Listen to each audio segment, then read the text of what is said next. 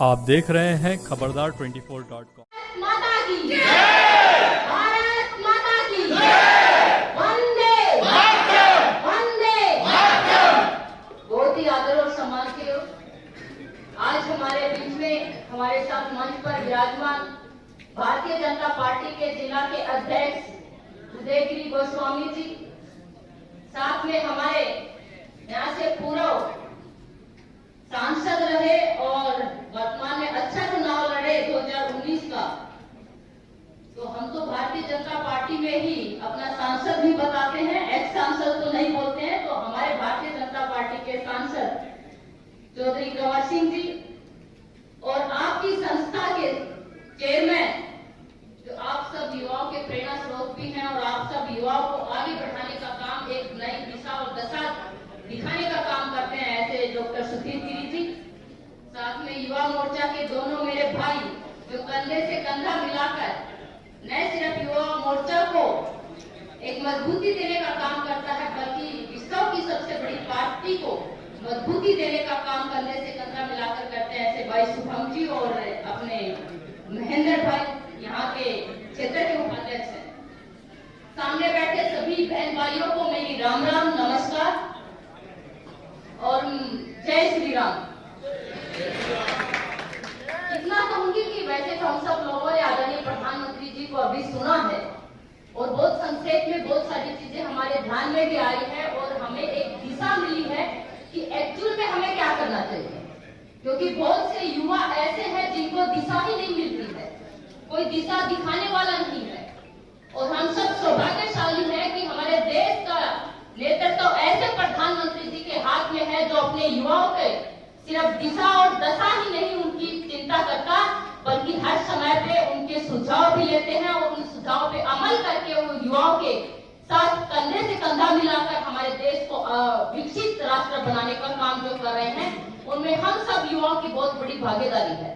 क्योंकि आप सब युवा जानते हैं कि किसी भी देश की चाहे अर्थव्यवस्था हो, चाहे उस देश की स्थिति उसके युवाओं के ऊपर निर्भर है। किसी भी देश का उदाहरण एग्जाम्पल उठा के देख लीजिए, अगर उस देश का युवा मान लो अंधकार में चला जाए, उस देश का युवा अगर बीमार पड़ जाए, क्या वो देश कभी आगे बढ़ेगा?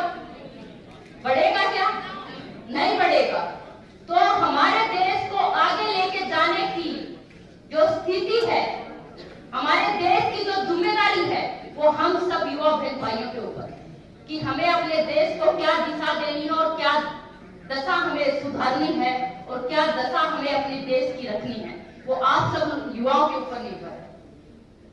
कहते हैं कि जिस ओर जवानी चलती है उसी ओर जमाना चलता है, तो इसी दो लाइन के अंदर सब कुछ आ गया है कि हमें अपने देश को जो रास्ता हम दिखाएंगे वो हमारा देश भी उसी रास्ते पे चलेगा।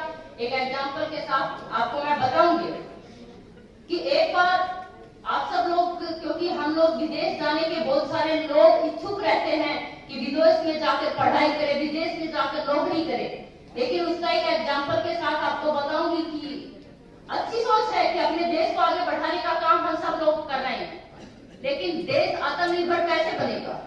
आपने वहां से पढ़ाई की, आपने वहां से कुछ सीखा, वहीं पे जॉब किया और जब रिटायर होकर यहाँ पे आ गए, तो भी हमारे जिम्मे अपने देश की जिम्मेदारी बनती है कि अपने देश को कैसे आगे बढ़ाए, कि जो वहां पे आपने अनुभव लिया है वो अनुभव आके अपने देश को वापस देना चाहिए, ये हमारी जिम्मेदारी है।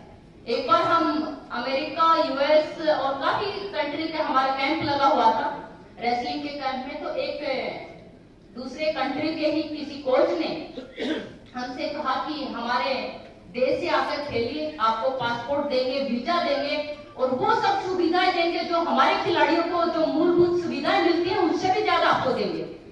हमने एक सेकंड नहीं सोचा, इस चीज के ऊपर एक सेकंड पे विचार नहीं किया कि मुझे ये सुविधाएं चाहिए हैं। मैंने तुरंत उनको ना कर दिया कि नहीं, जो कुछ है हम अपने देश के लिए खेलेंगे, जो कुछ भी सम्मान देंगे अपने देश को देंगे, उसके सामने ये सब सुविधाएं हमारे लिए कोई मायने नहीं रखती है। मेरा देश महान है।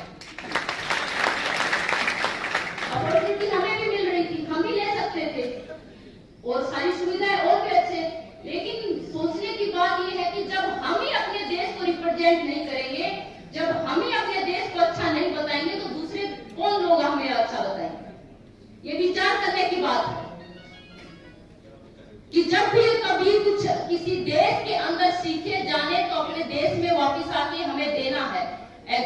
आप लोग भी देखते होंगे गांव के अंदर कभी कभार ऐसी सुविधाएं नहीं होती हैं, जिसकी वजह से कहीं ना कहीं किसी कारण हम पीड़ित रहते हैं।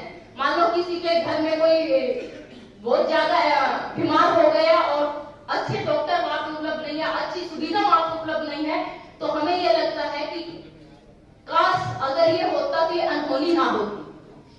ऐसे एग्जाम्पल बहुत सारे हमारे आसपास देखते हैं। ये मैंने एक छोटा सा एग्जाम्पल दिया, चाहे पढ़ाई को लेकर हो, चाहे स्वास्थ्य को लेकर हो, चाहे खेल को लेकर, किसी भी तरह छोटी छोटी हमारे जीवन में समस्याएं आती हैं और खासकर ये रूरल एरिया से आते हैं। तो इसलिए मैं इन चीजों के बारे में जिक्र करती हूँ कि आप लोग भी उस स्थिति को समझे। अगर हमने उस पीड़ा को वास्तव में महसूस किया है तो जीवन में अगर मान लो मैं कभी डॉक्टर बनूंगा, ये मेरे दिमाग में रहेगा कि मैं अगर डॉक्टर बनती तो सबसे पहले सुविधाएं अपने गांव को दूंगी, कि ताकि जो आज पीड़ा से मैं गुजरी हूँ वो पीड़ा आने वाली पीढ़ियों को ना गुजरनी पड़े, आने वाले मेरे गांव के लोगों को ना गुजरनी पड़े। तो उस पीड़ा को दूर करने के लिए आप लोग दिन रात लगा दें। तो मैं आप सब लोगों से भी आग्रह करूंगी कि जितने भी युवा बहन भाई यहाँ पे बैठे हैं, अपने देश को आत्मनिर्भर बनाना है, मेक इन इंडिया को हमें आगे बढ़ाना है। तो जो कुछ भी करना है देश के लिए हमने करना है। और कहते हैं कि आजकल छोटे छोटे बच्चों में नशा बहुत बढ़ गया है, तो मैं बताऊंगी कि सबसे अच्छा नशा खेल भी एक नशा है। आप अगर किसी खिलाड़ी के पास ये जाके कहेंगे ना कि खाना छोड़ने और खेल को छोड़ने में से आप किसको चूज करेंगे, तो मैं गारंटी के साथ देती हूँ वो खिलाड़ी खेल को चूज करेगा।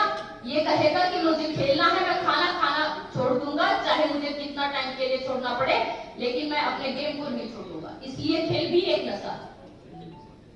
और कहते हैं कि नशा ही करना है तो क्यों ना उस तिरंगे का किया जाए, नशा अगर करना है तो क्यों ना मेहनत का किया जाए, नशा अगर करना ही है तो भारत माता का किया जाए, ताकि बीमारी भी आएगी तो सक्सेसफुल है। और आप सब लोग नवमतदाता हैं, तो मैं आप लोगों से भी आग्रह करूंगी कि अपना पहला मतदान देश हित में करें, क्योंकि आपने अड़ोसी पड़ोसियों को हम सब लोग कहते हैं कि भाई मेरा घर परिवार ठीक है, मेरा पड़ोसी ठीक है, मैं ठीक हूँ, लेकिन जब तक देश के बारे में नहीं सोचोगे, न परिवार सुरक्षित है न हम सुरक्षित है। इसका एग्जाम्पल आपने अफगानिस्तान के अंदर भी देखा होगा कि जिस तरह की घटना हमने देखी कि प्लेन दौड़ रहा था और लोग भाग भाग कर उसमें चढ़ रहे थे। देखा ना सभी ने ये दृश्य, क्योंकि वो देश सुरक्षित हाथों में नहीं था।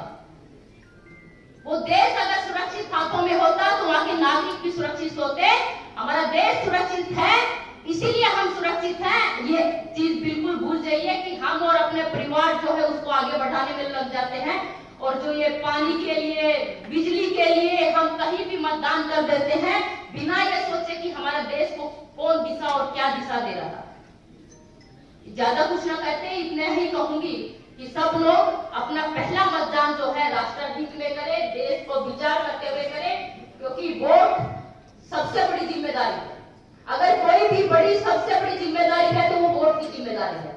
मतदान करना भी है और सबसे करवाना भी है, ये भी एक बहुत बड़ी जिम्मेदारी है।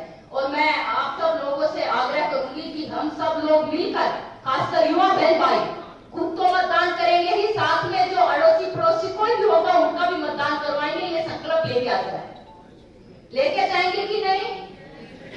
नहीं भाई, बड़ी धीरे से आवाज बोली है। हम देश के प्रति अपना क्या फर्ज निभाएंगे? अगर हम खुद मतदान नहीं करेंगे और पड़ोसी का मत ले जाके मतदान नहीं करवाएंगे तो हमारी जिम्मेदारी क्या है देश की? करेंगे कि नहीं? दिल से बहुत बहुत धन्यवाद सभी का, बहुत बहुत आभार कि इतना सम्मान प्यार दिया है। और सभी बहन भाइयों से दो चीज और मैं बताऊंगी कि अभी आप सब लोगों ने देखा होगा कि नव मतदाता के साथ साथ वहां पे नमो ऐप, जो प्रधानमंत्री जी ने जिसके बारे में जिक्र किया था, तो नमो ऐप डाउनलोड करने के लिए एक तो कैम्प स्कैनर बाहर लगा है, उसको अगर आप कैम्प वो फोटो खींचेंगे, उसमें जो लिंक दिया हुआ है QR कोड, तो वो अपने आप आपका जो है नमो ऐप जो है वो अपने आप डाउनलोड हो जाएगा। और दूसरा, जिस किसी का भी अगर मतदान के लिए अगर उसकी उम्र 18 वर्ष हो गई है और उसका मतदान नहीं बना है, तो मैं एक नंबर आपको बताती हूँ, उस पर मिस कॉल करिए, आपका तुरंत रजिस्ट्रेशन हो जाएगा। उसको सबको